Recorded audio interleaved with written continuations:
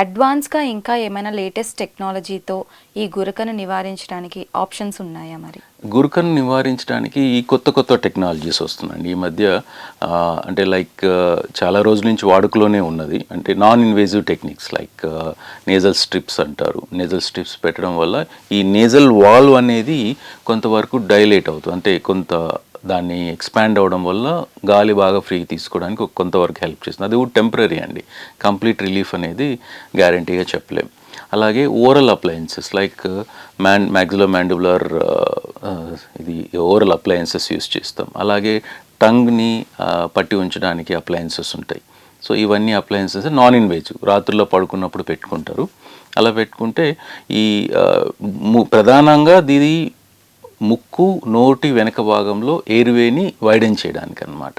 కాబట్టి గాలి తీసుకోవడానికి వీలవుతుంది, ఇబ్బంది లేకుండా తగ్గుతుంది. ఇంకొకటి లేటెస్ట్గా మనకి అంటే గత 10 సంవత్సరాలుగా చూస్తున్నాం ఈ టెక్నాలజీ. మనకి హైపోగ్లాసల్ నర్వ్ స్టిమ్యులేటర్ అంటారు.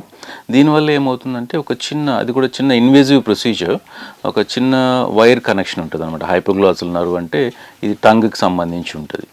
సో దాన్ని చెస్ట్కి కనెక్ట్ చేస్తారనమాట. మన ఊపిరితిత్తుల ఎక్స్పాన్షన్ని రిలాక్సేషన్ బట్టి ఆ స్టిమ్యులేషన్ వచ్చి అది టంగ్ని స్టిమ్యులేట్ చేసి టంగ్ ముందు రావడానికి హెల్ప్ చేస్తుంది.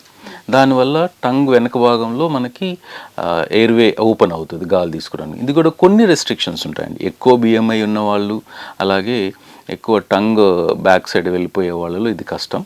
కానీ కొన్ని సెలెక్టెడ్ కేసెస్లో బాగా పనిచేస్తుంది అండి.